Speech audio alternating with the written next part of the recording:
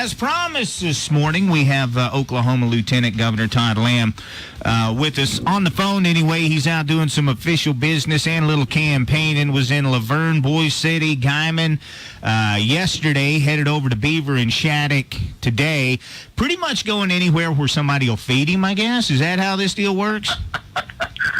Yeah, hey, just about. It's great to be on your program again. Great to visit with you again.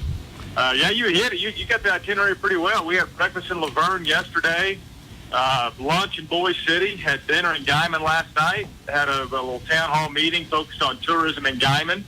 But you know, that's not strange or unique to my schedule. I go to every county every year. Been to the Panhandle more times than I can count. So it's great to be back out in beautiful God's country. So you start this little panhandle swing weighing about 185 pounds. You get back to Oklahoma City at about 215. Well, that's one of the occupational hazards. Yeah, you know, yesterday you mentioned the wind was just whipping around. But that, you know, I'm a Northwest Oklahoma boy, born and raised in Enid. So whether it's Enid or all the way out to Phelps, you're kind of used to the wind in Oklahoma if you're from the Northwest or the Panhandle. So you kind of called this swing a tourism summit, I guess, out here in the Panhandle. What were you guys hoping to accomplish or learn? Well, here's as Lieutenant Governor, I chair the Tourism Commission. Now, I don't run the department, the day-to-day operations, but I chair the commission. And years ago, Deborah Bailey with Oklahoma Tourism Advisory Council asked me if I would host with her some of these tourism summits around the state. I said, sure, Deborah, I'll be happy to do that. These Tourism Advisory Council in this industry, they represent the Convention and Visitors Bureau, Main Streets, wineries, bed and breakfasts all around the state, kind of the private tourism side of the equation. So we gather together about 4 times a year in different parts of the state, talk about tourism numbers, what the statistics are, how many dollars tourism is bringing into the state, how many jobs. And then they present some marketing seminars to the local CVBs and local entities that I mentioned already. So that's what we did yesterday at the library in Guymon. It was a really good turnout. Had about 50 folks there.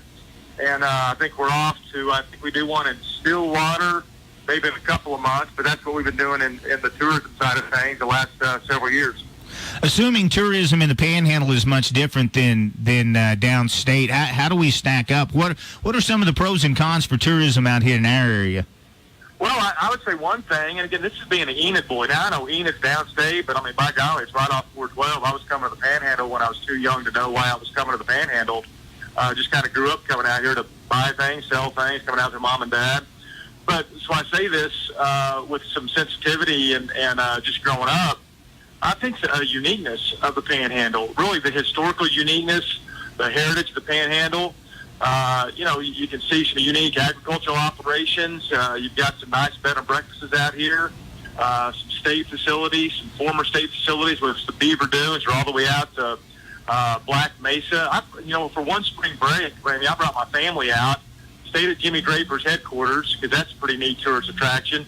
And then I took my family out to Kenton and through Black Mesa, went out to the Four Corners, walked around the 3 states. So there are a lot of unique things that I've done with my family that I think is a great marketing opportunity to bring out-of-state visitors in, but also bring some of those downstaters out to the Panhandle to educate them. You know, and even the local people, a lot of local people may not be aware of this, but just a couple of weeks ago, the Okie Star Party was going on out at Kenton, and there were folks from all over the country, because Black Mesa is one of the I guess one of the best places because there's no kind of light intrusion to watch the stars, and there were astronomers from all over the country out there. Well, that doesn't surprise me. That's just another opportunity and a unique venue that happens right here in Oklahoma. You know, you mentioned the sunset and the stars, and no intrusion. Well, I just stopped a moment ago. I took a picture of the sunrise out here in the Panhandle. I'm here with Commissioner Brad Raven, one of the best county commissioners in the state. I asked Brad to pull over. I said, hey, Brad, let me take a picture real quick. And I just tweeted it because just beauty out here, that's something else that you can't put in a bottle. That's something else you can't buy. The beauty of God's creation in the Panhandle is very unique and special. So you guys, the legislature here in the state of Oklahoma, is supposed to be in a special session right now. That was suspended late last week, wasn't it? It was, yeah. It's a mess, Ramey. It's an absolute absolute mess. And I've been very, very frustrated with the process.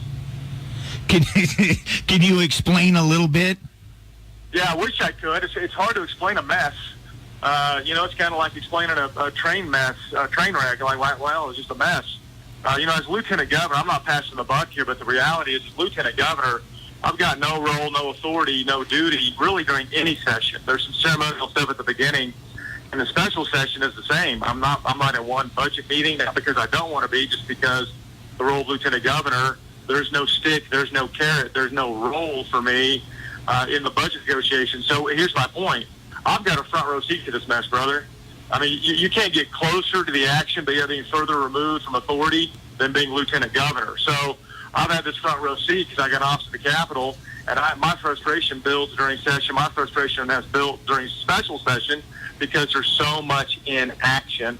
And this special session should not have been called unless there was a deal already worked out. I thought the special session was premature because there was no deal. And so now everybody gets together, to your point, and then they adjourn to the call of the chair because nothing's being done. That's not a wise use of taxpayer money. So as Lieutenant Governor, you have no stroke, but as Governor, you would absolutely be able to kind of direct the way that things go, obviously, here in the state, and that's what you hope to become, yeah?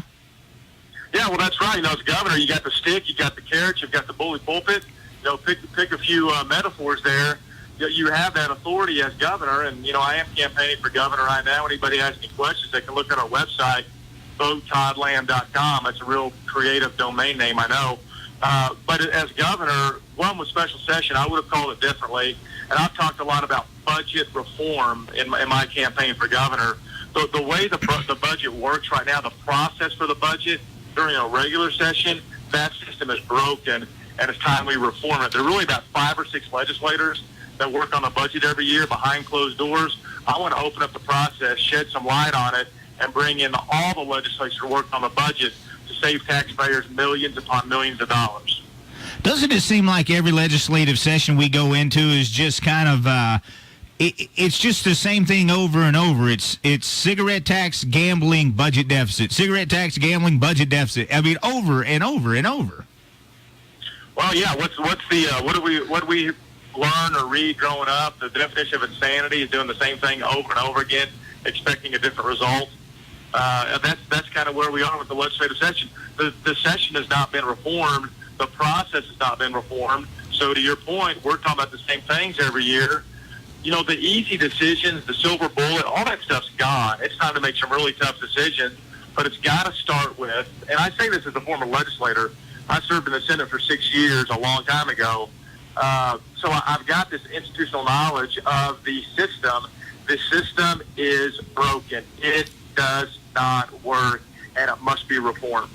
So one of the things in Oklahoma that is getting reformed, or at least renovated, is the state capitol apparently going to be shutting this sucker down on Friday. What are you going to do? Yeah, everybody's being evicted. The state capitol is the greatest asset that people have, and it's nice that the capitol is, it didn't need to fall apart. It's a good thing we're kind of investing in this building that the people own. So what I'll do, I'll continue to travel around. I go to every county every year. Obviously, my schedule yesterday and today. I won't twiddle my thumbs just sitting in the parking lot looking at my office window. I'll be out on the road talking to citizens and working for the people of Oklahoma. So when we're talking about a $245 million restoration, I was talking about this earlier this morning opening our show, and already, listeners texting me, where does that money come from? Where does that money come from? So the question is that budgeted, or where does that money come from? There was a very small amount. I could be wrong on this, but Raymond, this process began several years ago. But there was a very, very small amount budgeted, but most of it was done through bonding capacity. And so, when you build and you get bonds to build, that saves taxpayer money. You get a very low rate on that bond. I'm trying to defend the process, but there's a better way to do it that way as opposed to just spending appropriations, because appropriations needs to go, for example, a teacher pay raise. Appropriations needs to go for roads and bridges, not for refurbishment of the Capitol. So it was funded through the bonding capacity with the state of Oklahoma, and that's how the far majority of it's paid for. You know, I know that you weren't prepared to talk about this, but I'm going to throw it out there anyway, because you may or may not know that here locally we actually have a school bond election going on today. And the polls are open from 7 to 7 this morning.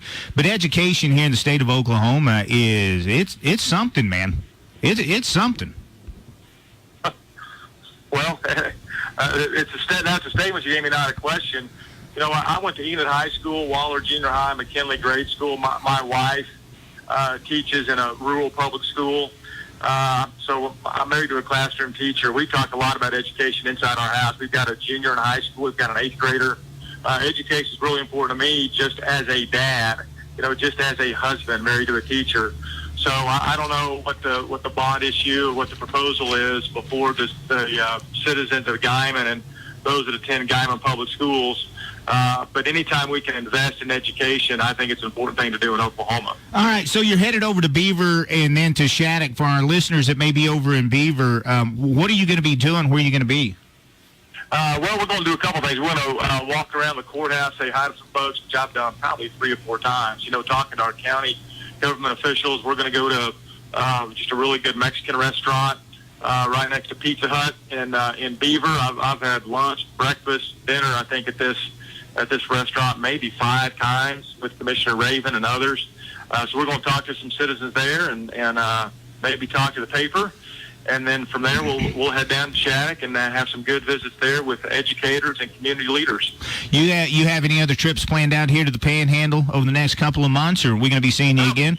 You know, probably. The answer is probably, because I was in the Panhandle in July, back here early part of October. I say probably because I don't know what my schedule is really past 2 weeks ahead of time. So nobody's been in the Panhandle more. I just don't know for sure when I'm going to come back. Well, keep us in mind. We'd like to talk to you every once in a while, Lieutenant Governor Todd Lamb. Appreciate it, man. Hey, thanks, man. Have a great day.